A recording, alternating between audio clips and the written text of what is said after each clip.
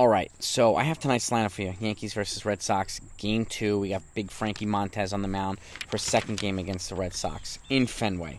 Hopefully we'll have a better outcome than we did last night. But before I get to that, I have some intel here, and just some stuff I wanted to share. If you haven't heard, Fernando Tatis, superstar from the San Diego Padres, was suspended for 80 games. Okay, so it's going to be done for this year and even part of next year for testing positive for a banned substance that's just called clostebol acetate. And his justification was it was used to treat ringworm.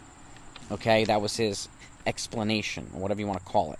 I have some intel here, okay? And this is something I worked in the healthcare sector for over a decade as well. So this is some stuff I'm familiar with, but I also verify this stuff on WebMD from doctors and stuff like that. So this stuff, what I'm going to share with you, is just a little bit of a, not a little bit of a lesson, but it might give you a little bit more insight so that you can make your own judgments into what you think is going on. Because sometimes I don't always bust, steroid banning stories and things like that. Contaminated meat can lead to positive tests. But this story is a little funky, so I wanted to share this with you. You let me know what you think, okay? Then I'll get to the lineup. And if anything more comes out on this, more insight, you'll get it here. So please subscribe to the channel if you haven't done that yet. It's great. I appreciate that. But let's get into this. So, again, it's called clostebol acetate. If you read it quickly, it looks like clobetasol, but it's not clobetasol. Clobetasol is used to treat things like eczema, psoriasis, poison ivy, bug bite stuff. That's a class 1 topical steroid from a dermatological on the dermatological side. That is different. Okay, this is actually the substance that led to the 80-game ban. This is a banned substance. Okay, and I'm looking down because I have my notes. I want to get them right. It's listed by the World Anti-Doping Agency, and it's on the ban list. Okay, so for Olympic sports, automatic 2-year ban. Automatic 2-year ban. Okay, and again, it's an anabolic agent, which is a synthetic derivative of steroids. So what it produces naturally larger amounts of testosterone in men than it does women. Okay, and which could again alter recovery, alter performance. That's why it's banned. Okay, and it's prohibited by the FDA. So and in any U.S. products here, you cannot have clostebol acetate in any products that are used by professional athletes. Okay, however, it's not banned in Central America, Europe, or South America. Now, it's detectable in urine, all right? And again, like I said, it's subject to a 2-year ban for all Olympic sports. So that is significant. Now, going back to, MLB doctors that are, recommended by teams, everybody has their own doctors, they know this stuff is banned. So the question to me is, which doctor, if any doctor, would recommend this for, Fernando Tatis? Or does he have a friend who's a doctor? Or whatever it is, because his justification was he used it for ringworm. Now, I'll get into that as well because it gets a little bit more dicey, at least in my opinion. So, but again, most MLB doctors know this stuff is banned. Okay, so why would they recommend it is the question.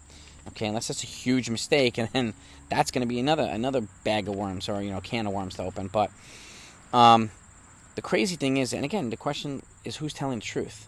So, just to give you some insight on ringworm, ringworm itself is a fungi, okay? It's like a fungus, and it's treated with antifungals, all right? This particular thing is more of an antibiotic, not an antifungal, so it does not treat ringworm. It's not designed to treat ringworm, okay?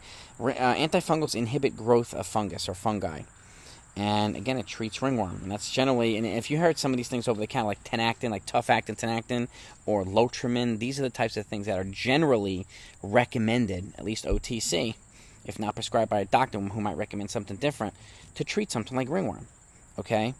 On the other hand, antibiotics, this essentially destroys and inhibits growth of bacteria. Ringworm is not a bacteria, it's a fungi.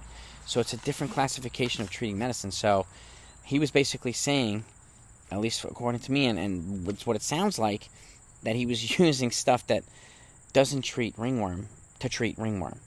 His story is twisted up. Okay, so that's where it doesn't add up to me. It doesn't make sense.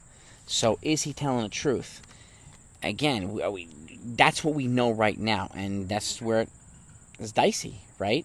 So, but I wanted to share this info with you so you had some more insight into what the hell was going on here instead of just saying, oh, he was banned for 80 games. Because there's been situations where contaminated meat can lead to positive results.